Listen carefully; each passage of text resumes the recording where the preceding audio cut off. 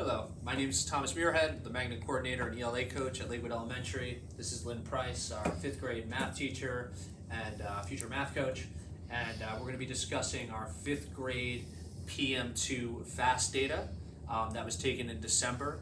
We're going to discuss different patterns that we see within that data, and then how we're going to take that data to inform decisions to get our students to proficiency in PM3, which will be taken during May. So first, let's start off with the data from PM2. Based on PM2 data, what patterns or trends do we notice? And then get into the strengths. We'll start with strengths. What sort of patterns do we see with our PM2 data? So there's a lot of kids that they're definitely growing, as you can see behind me from our two charts. From cycle 1 to cycle 2. Cycle 1 was a shock because they were not expecting to see the end of 5th grade material, so they didn't have an idea what was coming. So when they saw their scores on the chart and we started to go through the curriculum, they became more confident with it. Definitely with the content that I was teaching, they were more receptive to it. They would build on what they had learned in the grade before. There were definitely some holes that had to be filled in. But overall, we had a very big increase from cycle 1 to cycle 2 scores. So large growth was noticed the majority across it, and that's going back to PM1 where they had very little experience with 5th grade standards. We had some students reach almost a 50-point gain. I had 2 students jump up from a low level 1 to proficient in the middle of the year. And a 50-point gain in a normal year would be over a year's worth of learning. So that's very impressive in 3-4 months. In terms of breaking down where the test, where they were scoring the best on the test on different sections, what sections were they demonstrating proficiency on? Was it related to what they've covered so far? So our strengths on the test were definitely in number sense. I'm a big proponent of you have to know your math facts in 5th grade. So I push, there's things that I do with them.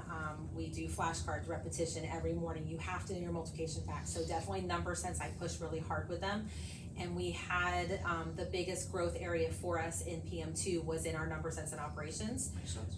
It was multiplication, it was dividing, it was all those things that they had to know. My students who didn't make those gains in it are ones that still at midpoint of the year still struggle with number sense. Okay, and then what weaknesses did you see consistently from the students? Were there things that hadn't been covered yet? Absolutely, things that hadn't been covered. Algebraic reasoning was a very low scoring category for us because our students lack reasoning skills. They lack common sense.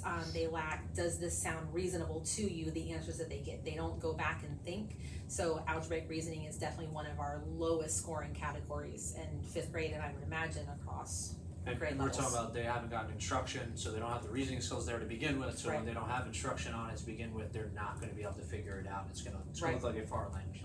Okay, so going forward, let's first start. What should be the focus for our students that did not do well on number sense?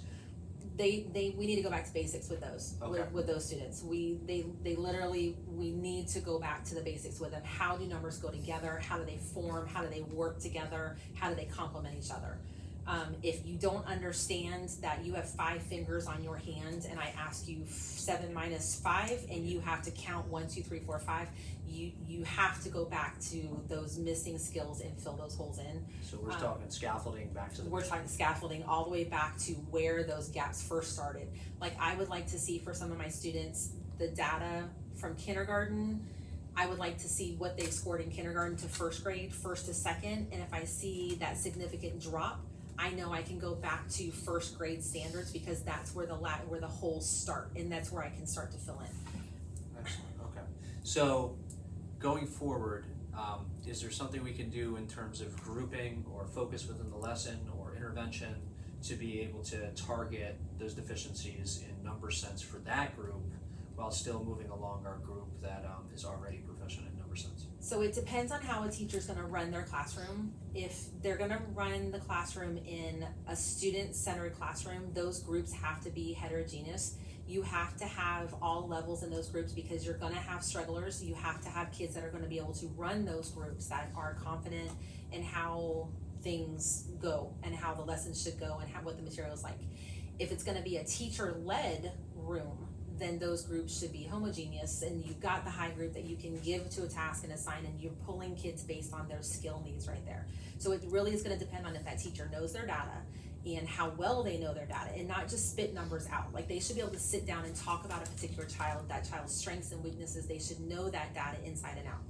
How are they going to approach the material? The teachers have to know what's coming up. I love formative assessments. It gives me an idea of what my kids know before we start a unit, so it gives me an idea on how I have to plan for that instruction. And it's going to vary day by day using those exit tickets that come out. So it takes a lot of time up front to plan for how you're going to do those groupings, and they have to be fluid. Once you see the mastery of those skill levels, they need to not be in that same group constantly, because then you'll start to hold kids back and start moving them around and putting them in different groups that they can work with. Excellent. Okay. So for our instruction going forward, we're going to use our formative assessments to inform how we're going to group and how we're going to make those decisions going forward. Is there anything alternatively that we could use to bring those kids additionally to proficiency?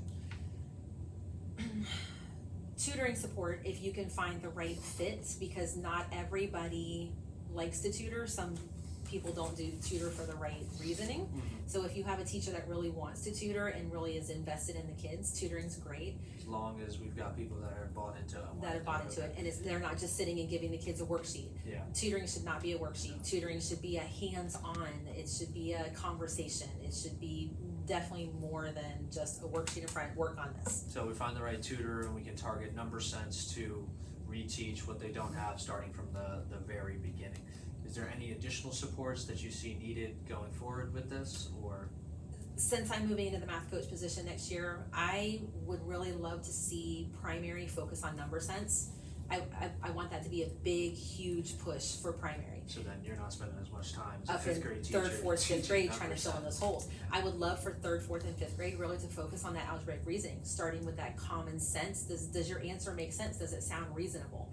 If we can target primary with number sense and understanding how the numbers go together, how they move together, how they work, and they have that solid foundation, then in third grade, when you're learning, primary is you're learning to read, you're learning to do math, and in third, fourth, and fifth grade, you're doing math to learn, not just to go to the next step.